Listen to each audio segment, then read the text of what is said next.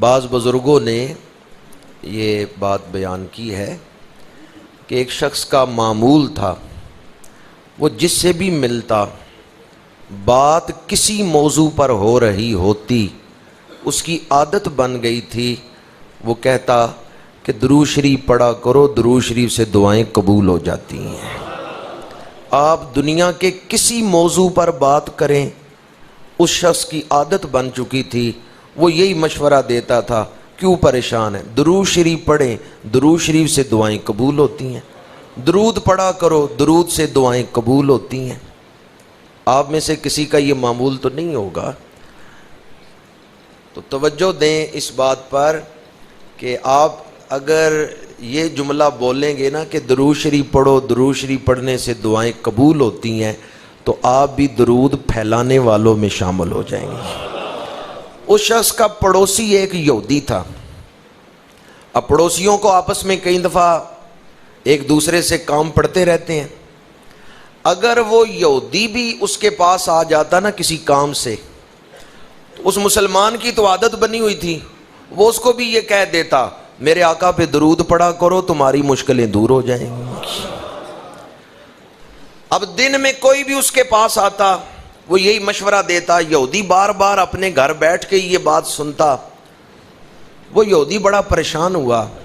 اس نے کہا اس مسلمان کا یہ جو ذہن بن گیا ہے نا کہ حضور پر درود پڑھنے سے ہر دعا قبول ہو جاتی ہے، میں اس کا یہ ذہن ختم کروں، آئندہ یہ جملہ نہ بولے کہ حضور پہ درود پڑھا کرو، ہر مشکل آسان ہو جاتی ہے۔ وہ دن میں سینکڑوں مرتبہ یہ جملہ بولتا تھا۔ اس یہودی نے ایک طریقہ سوچا، ایک انگوٹھی بنوائی سونے کی، خوبصورت انگوٹھی، سونے کی انگوٹھی بنوا کے اپنے پڑوسی کے پاس آیا، اس مسلمان کے پاس۔ اسے کہا بھی میں کسی سفر پہ جا رہا ہوں، تو یہ میری ایک امانت ہے، یہ تم رکھ لو، واپسی پہ میں تم سے لے لوں گا۔ اس مسلمان نے کہا ٹھیک ہے۔ وہ انگوٹھی اس نے لے کے اندر سنبھال دی۔ وہ یہودی دیکھ رہا تھا کہ یہ گھر کے کس حصے کی طرف جاتا ہے اور کہاں اس کو سنبھالتا ہے۔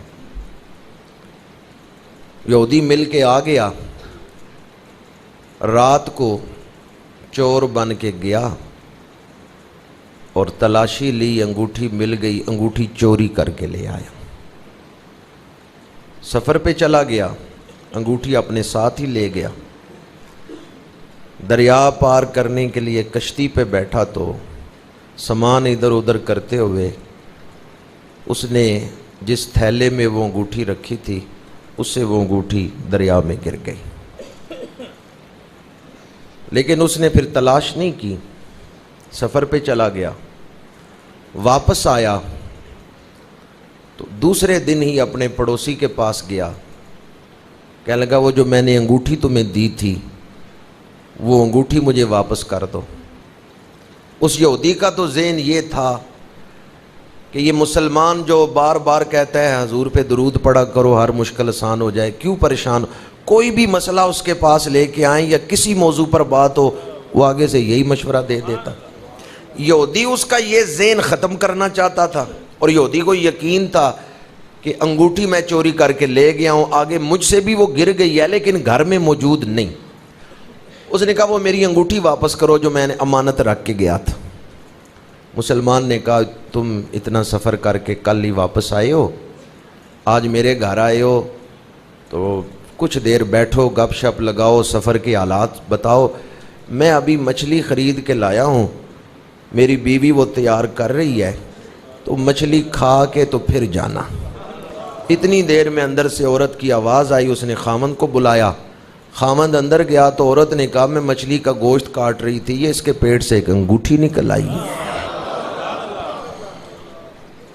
اس نے انگوٹھی دیکھی، بیوی نے کہا یہ اسی طرح کی انگوٹھی ہے جیسی ہم نے اس پڑوسی کی رکھی ہوئی ہے نا، یہ بالکل اسی ڈیزائن کی ہے۔ اس مسلمان نے کہا ٹھیک ہے تم یہ اپنے پاس رکھو، میں وہ انگوٹھی لینے ہی آیا ہے جہاں میں نے اندر رکھی ہے نا، وہ نکال کے اس کو دیتا ہوں۔ اندر گیا، دیکھا کوئی انگوٹھی نہیں تھی۔ اس نے کہا اللہ نے میری مدد کی ہے، تو وہی انگوٹھی جو مچھلی کے پیٹ سے نکلی تھی وہ جا کے اس نے یہودی کو دی. یہودی رونے لگ گیا. اس نے کہا بتاؤ یہ انگوٹھی کہاں سے آئی ہے؟ اس مسلمان نے کہا بھی واقعہ کا مجھے نہیں پتا کہ پیچھے راز کیا ہے. میری بیوی مچھلی کا گوشت کاٹ رہی تھی تو اندر سے اس کے پیٹ سے یہ انگوٹھی نکل آئی ہے. اس یہودی نے کہا مجھے کلمہ پڑھاؤ. میں اس رسول کا کلمہ پڑھتا ہوں جن پر درود پڑھنے والے کو وہ رسوا نہیں ہونے دیں.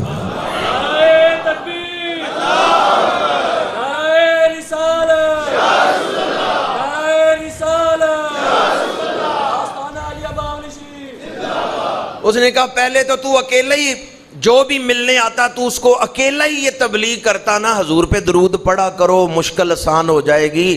اب میں بھی تیرے ساتھ یہی تبلیغ کروں. حضور پہ درود پڑھا کرو دعا، حضور پہ درود پڑھا کرو مشکل